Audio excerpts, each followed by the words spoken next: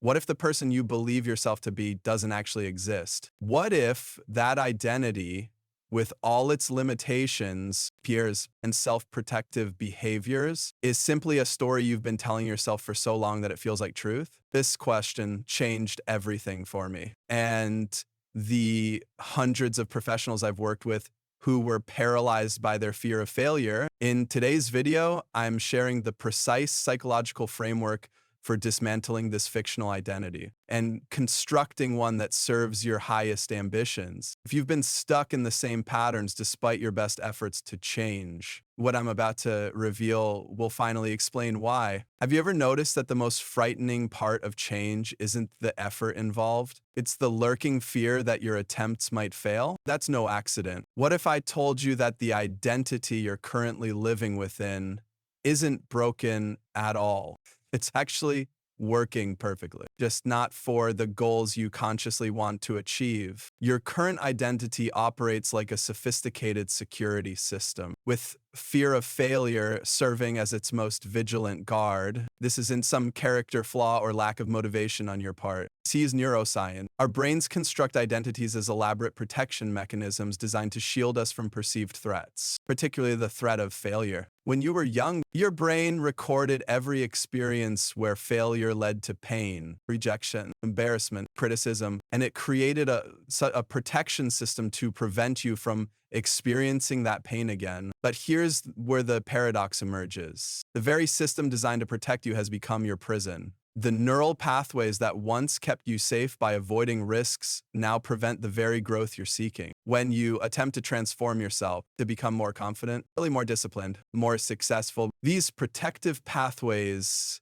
activate with surprising force. Your brain essentially says, danger ahead, return to safety immediately. Neurologically speaking, your brain has constructed dense networks of neural connections that actively resist change. These aren't just thoughts or feelings. They're physical structures in your brain that have been reinforced over decades. Each time you've retreated to comfort after facing a challenge, you've strengthened these pathways. Scientists call this neuroplasticity. But in the context of identity, it becomes a powerful force maintaining what psychologists term identity homeostasis. This homeostasis operates through specific defense mechanisms that automatically trigger when you approach the boundaries of your comfort zone. Have you ever set an ambitious goal, felt incredibly motivated for a week or two, and then suddenly found yourself procrastinating, feeling overwhelmed, or coming up with logical sounding reasons to postpone your efforts? That's not weakness. That's your identity protection system working exactly as designed. These defense mechanisms manifest in predictable patterns. Procrastination that seems to appear out of nowhere, the self-doubt that feels completely reasonable in the moment, and that persistent feeling that you don't truly belong among high achievers, what many call imposter syndrome. The irony is that these feelings often intensify the closer you get to meaningful achievement, precisely because that achievement threatens your current identity. So how can you tell if your identity is actively holding you back? Ask yourself these three revealing questions. First, do you repeatedly fail in the same pattern, almost as if following an invisible script? Second, do you feel a subtle sense of relief when you give up on challenging goals as if a pressure has been lifted? And third,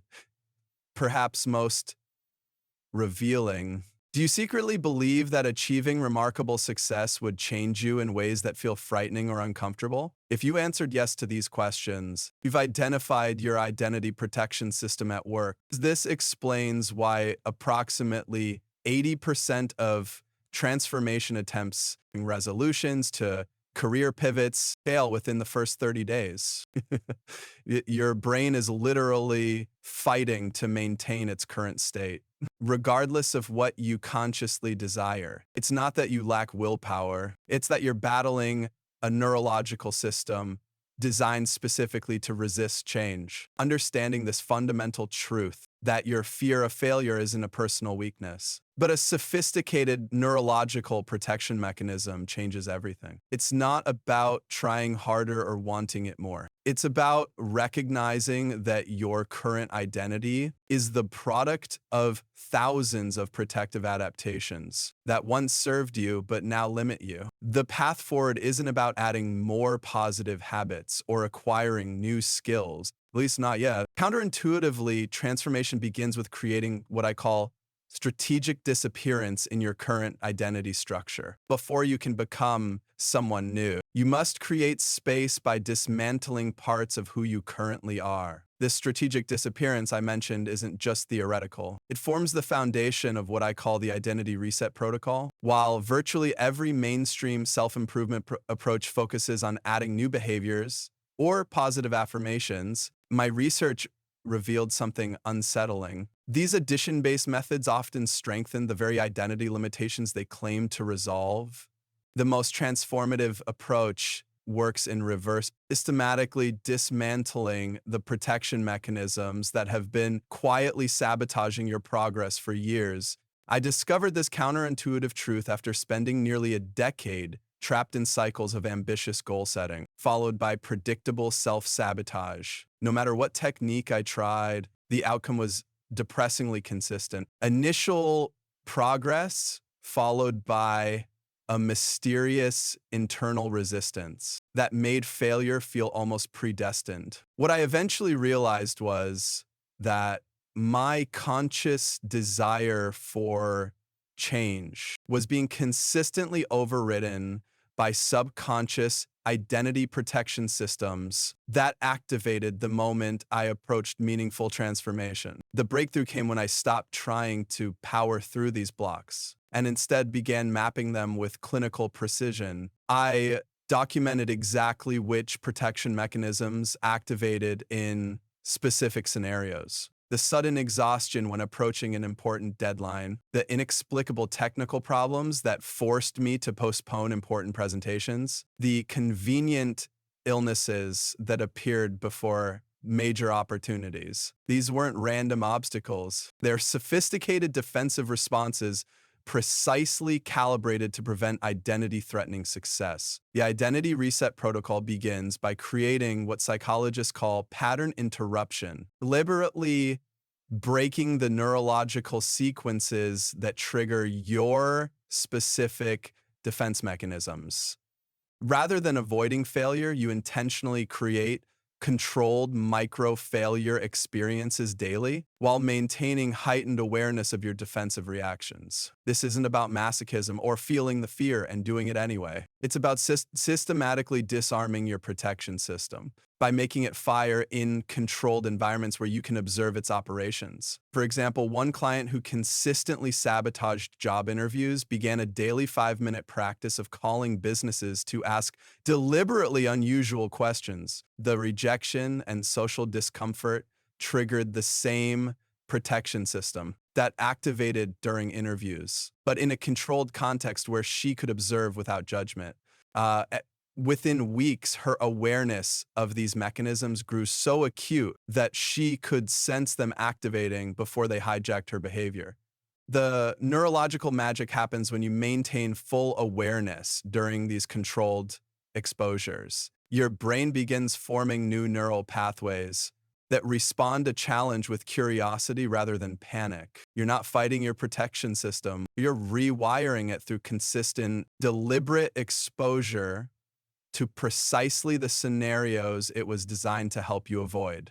This approach differs fundamentally from typical exposure therapy because it focuses not on desensitization, but on identity reconstruction. Each controlled failure experience creates a small gap in your identity structure, a micro vacuum that, when accumulated over time, creates space for a fundamentally different self-concept to emerge. I call this strategic identity dissolution, and it's remarkably more effective than trying to simply overlay new behaviors onto an incompatible identity foundation. High performers across disciplines use variations of this methodology, not because they're fearless, but because they understand that True transformation requires dismantling the old before constructing the new. Olympic athletes deliberately practice in suboptimal conditions. Elite military units train in scenarios designed to trigger protection mechanisms.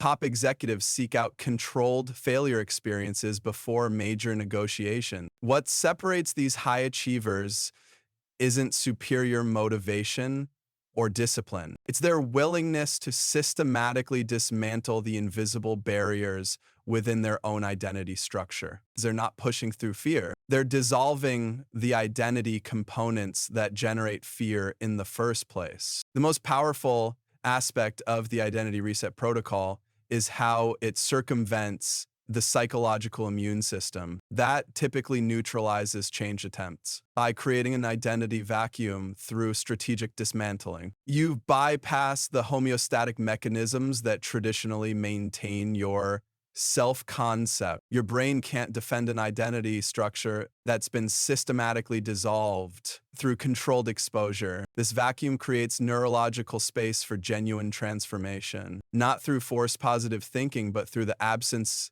of limiting self-concepts. As one client described it, I didn't become more confident. I stopped being the person who needed confidence to take action. As we reach the end of our journey together, I want you to recognize something powerful. Your fear of failure has been misunderstood. It's not your enemy. Shuga, illuminating precisely which aspects of your identity are ready for transformation. The breakthrough you're seeking isn't hidden behind more motivation or harder work. It's waiting in the space created when you fundamentally reset who you believe yourself to be. Tonight, ask yourself this question: what would I pursue tomorrow if I saw failure not as a reflection of my worth, but as valuable information guiding my growth? This isn't about becoming better. It's about becoming unrecognizable to your former limitations.